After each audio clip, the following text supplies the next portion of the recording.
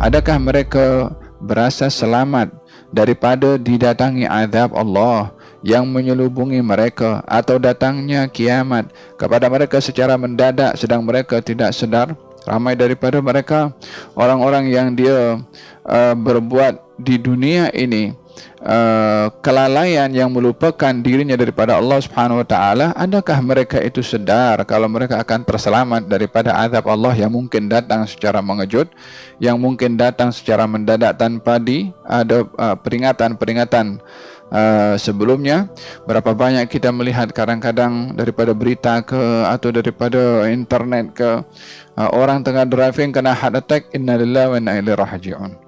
Orang pergi berubat ke satu tempat, datang dengan segar untuk berubat check up saja, keluar daripada hospital, innalillahi wa inna ilaihi raji'un. Berapa banyak orang datang keluar untuk pergi ziarah kawannya yang sakit, ternyata yang sehat meninggal dunia, innalillahi wa inna ilaihi raji'un. Yani kesemua itu adalah satu hal yang datang tanpa diduga, dan memang pun hakikat kematian itu adalah tetamu yang datang tanpa diundang. Dia kalau sudah datang, la yastakhiruna sa'atan wala yastaqdimun, tidak akan lambat atau sedikit pun ataupun tidak terawal sedikit pun. Wahakadha, manusia hendaklah berfikir tentang datangnya sesuatu yang tanpa dapat mengira kedatangan tersebut, supaya mereka dalam keadaan sentiasa berhati-hati. Afa aminu an ta'tihum ghasyiyatun min adzabillah.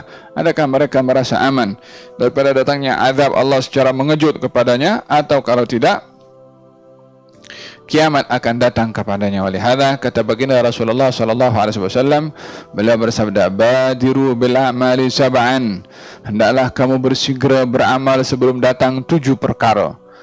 Yang 7 perkara ini datang tanpa diduga, tanpa disedari akan datang dengan sendirinya. Badru bil a'mali sab'an, dahulukan untuk beramal sebelum datang 7 perkara. Yani 7 perkara dimaksudkan adalah sebelum datangnya sakit, sebelum datangnya masa tua, sebelum datangnya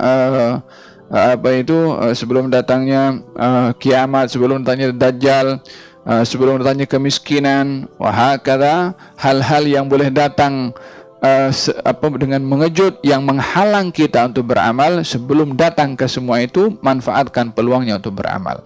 Dalam keadaan sehat, beramallah sebelum datang sakit. Dalam keadaan kaya, beramallah sebelum miskin. Dalam keadaan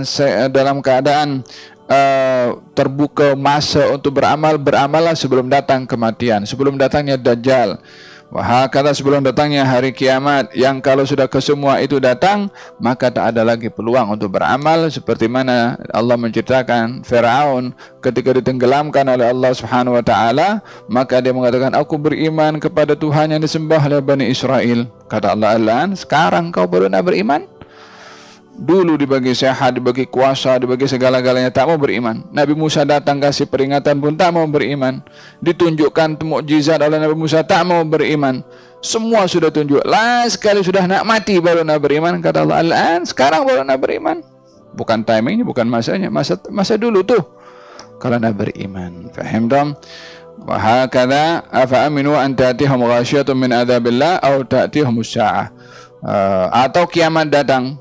Kiamat datang baru nak beramal. Matahari terbit daripada sebelah barat baru nak beramal. Khalas, fatalawan. Ayat ini mengajak kepada kita supaya kita sentiasa bertarakub, yakni mengawas diri dengan umur yang diberikan oleh Allah, peluang yang diberikan oleh Allah, untuk tidak diabaikan, untuk kita isi umur dan masa tersebut dengan ibadah kepada Allah Subhanahu wa ta'ala. Wa hum la yash'urun, jangan sampai tiba azab secara mendadak ataupun hari kiamat sementara mereka tidak sedar dan tidak lagi mampu untuk beramal.